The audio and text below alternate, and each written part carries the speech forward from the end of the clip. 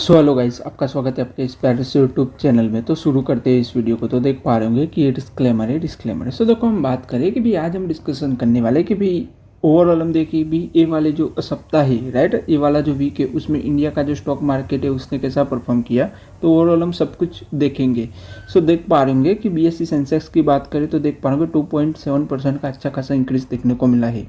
Nifty fifty की बात करें तो देख पा रहे होंगे 2.6% का अच्छा खासा इंक्रीज देखने को मिला है ये वाले वीक में। हम देखें तो ओवरऑल हम देखें तो देख पा रहे होंगे कि भी ये वाले वीक में जो हमारा जो स्टॉक मार्केट है उसने अच्छा खासा परफॉर्म किया हुआ है। वो आप लोग देख पा रहे होंगे कि भी जो क्रूड ऑयल के दाम है वो हम देखें तो देख पा रहे होंगे कि भाई $100 थे, बट अभी हम देखें तो $85 हो गए हैं प्रति बैरल। हम देखें तो उसी की वजह से भी आप लोग देख पा रहे होंगे कि भाई मार्केट में अच्छी खासी बढ़ोतरी है वो देखने को मिल रही है।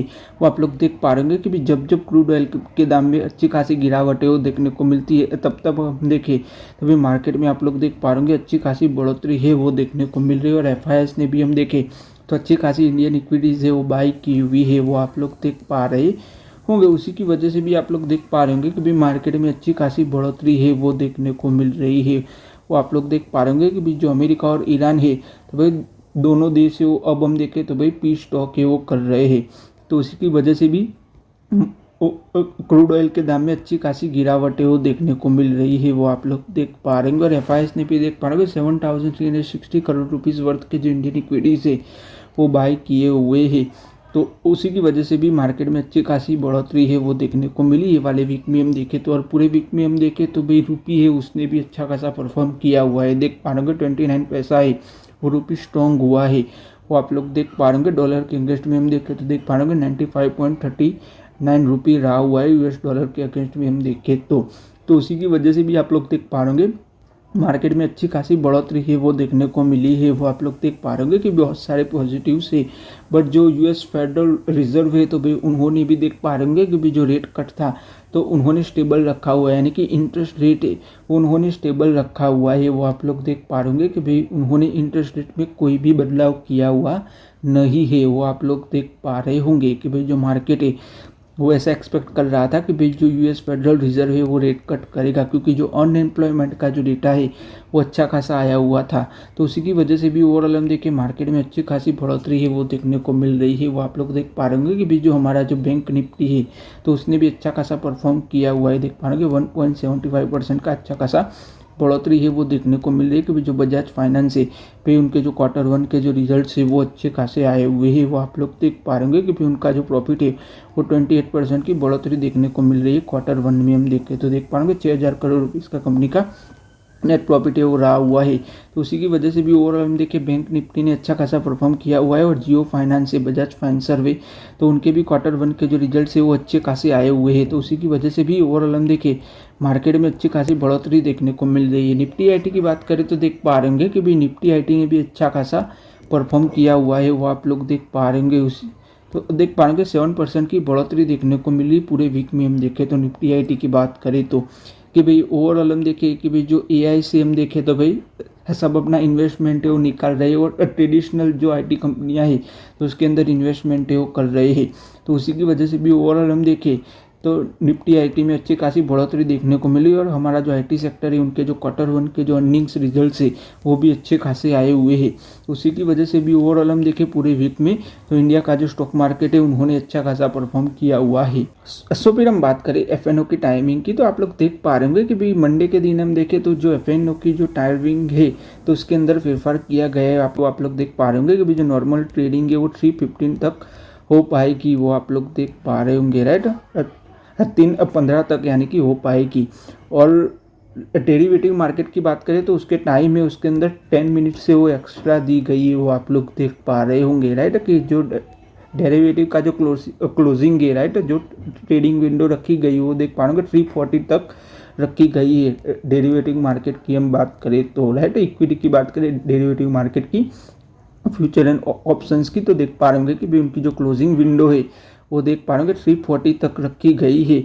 ओवरऑल हम देखें तो देख पा रहे होंगे कि भाई ये टाइमिंग है वो क्यों बढ़ाया गया है, राइट। FNO की हम बात करें तो क्योंकि जो नॉर्मल ट्रेडिंग है उसके अंदर तो आप लोग देख पा रहे होंगे 15 मिनट है वो कट किया गया है, वो आप लोग देख पा रहे होंगे 3:15 रखा गया है।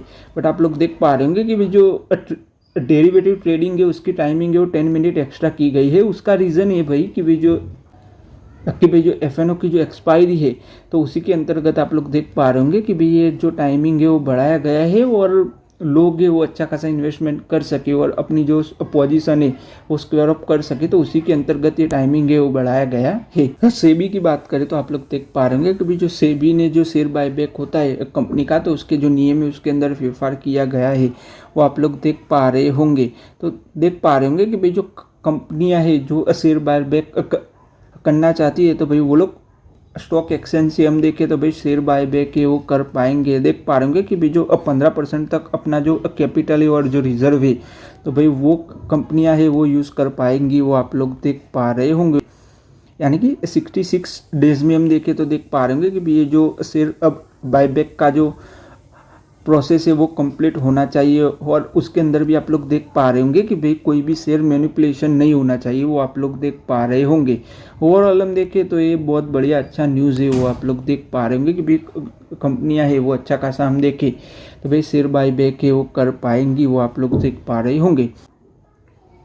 सो फिर हम बात करें कि भी जो इंडिया का जो ऑटो सेल्स का जो डेटा आया हुआ है जुलाई का, वो हम बात करें यानी कि जो इंडिया की जो ऑटो कंपनियां हैं तो भी उनके जो सेल्स का जो डेटा आया हुआ है जुलाई का, तो वो हम डिस्कस करें तो आप लोग देख पा रहे होंगे। मारुति सुजुकी की बात करें तो देख पा रहे होंगे कि उनकी टोटल सेल है वो 2,41,000 रही हुई है। डोमेस्टिक की बात करें तो देख पा रहे होंगे 2 लाख यूनिट से उन्होंने सोल्ड की हुई है और एक्सपोर्ट की बात करें तो 13,000 यूनिट से उन्होंने सोल्ड की हुई है, और आप लोग देख पा रहे होंगे। होंडा मोटर की बात करें तो देख पा रहे होंगे 75,000 यूनिट से वो उन्होंने सोल्ड की हुई है, आप लोग देख पा रहे होंगे। उसके अंदर भी 25.4% की बढ़ोतरी देखने को मिल रही है।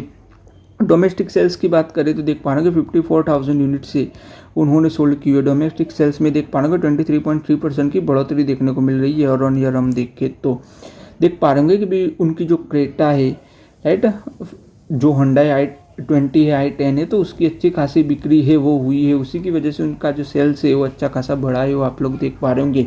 महिंद्रा एंड महिंद्रा की बात करें तो देख पा रहे होंगे कि भी उनका जो टोटल ऑटो सेल्स है वो देख पा रहे होंगे 1,03,000 यूनिट से उन्होंने सोल्ड की हुई है। उसके अंदर भी देख पा रहे होंगे 26% की बढ़ोतरी है वो देखने को मिल रही है राइट। ऑटो सेल्स में हम देखें तो महिंद्रा की बात करें तो SUV की बात करें तो देख पा रहे होंगे 16,000 यूनिट से उन्होंने सोल्ड की हुई, आप लोग देख पा रहे होंगे। उसके अंदर भी 20% की बढ़ोतरी है वो देखने को मिल रही है। और कमर्शियल व्हीकल की बात करें तो देख पा रहे होंगे 25,000 यूनिट से उन्होंने सोल्ड की हुई, उसके अंदर भी देख पा रहे होंगे 23% की बढ़ोतरी देखने को मिल रही है। 3 व्हीलर्स की बात करें तो देख पा रहे होंगे 14,000 यूनिट से वो सोल्ड की हुई, इसके अंदर 53% की बढ़ोतरी है वो देखने को मिल रही है। टाटा मोटर की बात करें तो देख पा रहे होंगे कि भी उनका जो टोटल पैसेंजर व्हीकल का सेल्स का डेटा आया हुआ है उसकी हम बात करें देख पा रहे होंगे 63,000 यूनिट से उन्होंने सोल्ड की, उसके अंदर भी 59% की बढ़ोतरी है वो देखने को मिल रही है। डोमेस्टिक पैसेंजर व्हीकल की बात करें सेल्स की देख पा रहे होंगे 62,000 सेल्स है उन्होंने डोमेस्टिक्स में ही क्लिक की हुई है, आप लोग देख पा रहे होंगे। उसके अंदर भी देख पा रहे होंगे 58.4% की बढ़ोतरी है वो देखने को मिल रही है। इलेक्ट्रिक व्हीकल की बात करें तो देख पा रहे होंगे 15,000 यूनिट से उन्होंने इलेक्ट्रिक व्हीकल की सोल्ड की हुई है, आप लोग देख पा रहे हो कि 114% की बढ़ोतरी है वो देखने को मिल रही है। सेल्स में हम देखें तो देख पा रहे होंगे कि भी उनका जो पैसेंजर व्हीकल का जो सेल्स है उसके अंदर ईवी का जो सेल्स है वो 24% का है, वो आप लोग देख पा रहे होंगे। ओवरऑल हम देखें तो ये अच्छी बात है। हाँ, सो फिर हम बात करें होंडा कार इंडिया की तो देख पा रहे होंगे कि भी उन्होंने 8,000 यूनिट से वो सोल्ड की हुई है। होंडा की हम बात करें तो डोमेस्टिक में देख पा रहे होंगे 6,000 यूनिट से उन्होंने सोल्ड की है, उसके अंदर भी 48% की बढ़ोतरी है वो देखने को मिल रही है। फिर हम बात करें लेटन व्यू एनालिटिक्स की तो देख पा रहे होंगे कि भी उनकी जो CEO है तो उसका अपॉइंटमेंट किया गया है, देख पा रहे होंगे मिस सोनल को एज अ CEO के तौर पर अपॉइंट किया हुआ है, वो आप लोग देख पा रहे होंगे। सो फिर हम बात करें APL अपोलो की, उनके Q1 के जो रिजल्ट आए हुए उसकी हम बात करें। रेवेन्यू देखें तो देख पा रहे 5,606 करोड़ रुपीज़ का कंपनी का रेवेन्यू रहा हुआ है, उसके अंदर भी 8% की बढ़ोतरी देखने को मिल रही है प्रीवियस ईयर के क्वार्टर से कंपेयर करें तो। नेट प्रॉफिट की बात करें तो देख पा रहे 263 करोड़ रुपीज़ का कंपनी का नेट प्रॉफिट रहा हुआ है, उसके अंदर भी 11% की बढ़ोतरी देखने को मिल रही है प्रीवियस ईयर के क्वार्टर से कंपेयर करें तो। क्वार्टरली सेल्स वॉल्यूम की बात करें तो देख पा रहे होंगे उसके अंदर 6% की गिरावट है वो देखने को मिली है, देख पा रहे होंगे 7,44,000 टन है वो देख पा रहे होंगे कि भी उन्होंने सेल्स किया हुआ है। ओवरऑल हम देखें तो सेल्स में गिरावट है वो देखने को मिल रही है प्रीवियस ईयर के क्वार्टर से कंपेयर करें तो, कि भाई जो लेबर शॉर्टेज चल रही थी तो उसी की वजह से गिरावट है वो देखने को मिल रही, और रॉ मटेरियल की सप्लाई का भी इशू था तो उसी की वजह से ओवरऑल हम देखें उसके सेल्स में अच्छी खासी गिरावट है वो देखने को मिल रही है सेल्स वॉल्यूम की हम बात करें तो।